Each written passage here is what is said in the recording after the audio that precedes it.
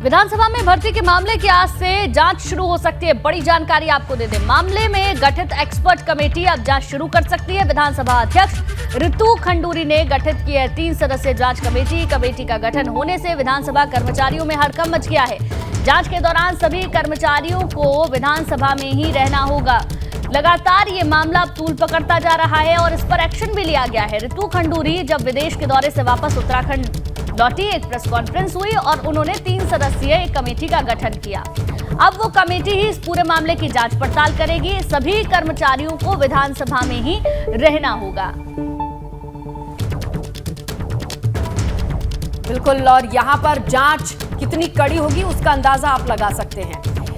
CM की एक चिट्ठी के बाद ये एक्शन लिया गया, जिसमें सीएम ने खुद कहा कि इस पूरे मामले की एकदम उच्च स्तरीय जांच हो, बड़ी कड़े तरीके से जांच हो और उसका अंदाजा लगाइए कि उसे ही फॉलो कर रही हैं ऋतु खंडूरी। उन्होंने विदेश दौरे से लौटते ही एक प्रेस कॉन्फ्रेंस की और जो एक्शन लिया जा रहा है उसकी पूरी जानकारी दी कि ये उच्च स्तरीय जांच है और इसके दायरे में आए चाहे कोई बड़ा से बड़ा अधिकारी क्यों ना हो, उसे शामिल होना पड़ेगा। जांच निष्पक्ष होगी, इस बात का भरोसा दिलाया, आश्वासन दिया।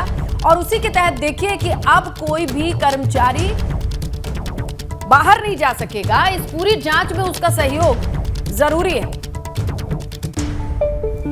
तो ये पूरा मामला तूल पकड़ते जा रहा है। किस तरीके की हलचल है ये समझने के लिए रुक करते हैं देहरादून का। हमारे सहयोगी पंकज राणा का रुक करते हैं। पंकज, किस तरीके की स्थिति है जहां पर अधिकारियों पर इस जांच का प्रेशर साफ तौर पे देखा जा सकता है?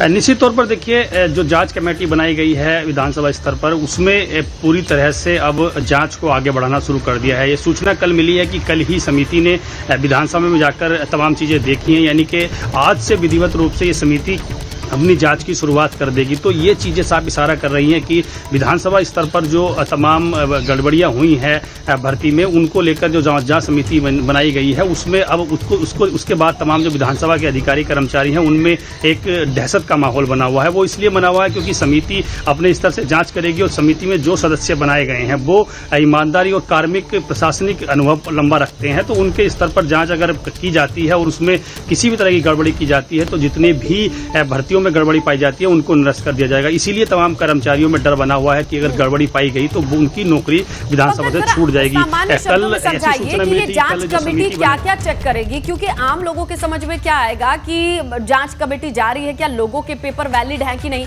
लेकिन यहाँ तो सवाल भर्ती की प्रक्रिया पर है। उन्हें किस डोर से अंदर भेजा गया है?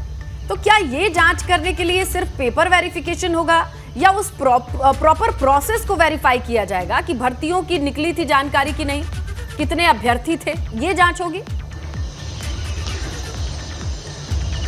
बिल्कुल, इसने तो बड़ी महत्वपूर्ण बात आपने पूछी है, क्योंकि इसमें ये कंफ्यूजन की स्थिति है कि जांच किन चीजों की होगी। क्योंकि देखिए, जांच होगी उन नियमों की जो विधानसभा स्तर पर बनाए गए हैं। भर्ती के क्या नियम विधानसभा स्तर पर बने हैं, अगर अध्यक्ष को विशेषाधिकार प्राप्त है तो वो किन आधार पर किन नियमों के तहत भर्ती कर सकते हैं। तो ये सभी चीजों की इसमें जांच की जाएगी। सबसे पहली जो नियमावली है विधानसभा की, उनको देखा जाएगा। उस नियमावली को सभी जो सदस्य हैं वो उन्होंने अध्ययन उसका कर लिया है। उस नियमावली के आधार पर अगर कर्मचारियों की भर्ती की गई है तो उसमें किस आधार पर की गई, विज्ञप्ति क्यों नहीं निकाली गई, एग्जामिनेशन क्यों नहीं हुआ, इंटरव्यू क्यों नहीं हुए, इन तमाम तथ्यों को परखा जाएगा। एग्जाम में जो तमाम भर्ती लोग कराए गए हैं उनमें क्या आधार रहा है, उनके डॉक्यूमेंट्स किस आधार के हैं, उनकी एजुकेशन क्या है, जिस पद के लिए उनको भर्ती किया गया है उसके इक्विपमेंट है, वो योग्य हो। लेकिन बड़ा सवाल ये है कि क्या वही अकेले योग्य थे या फिर कई योग्यों के समूह से वो चुने गए सबसे योग्य थे?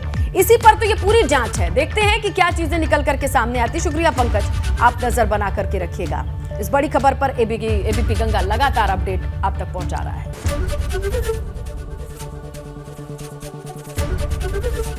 एबीपी गंगा, खबर आपकी, जुबान आपकी।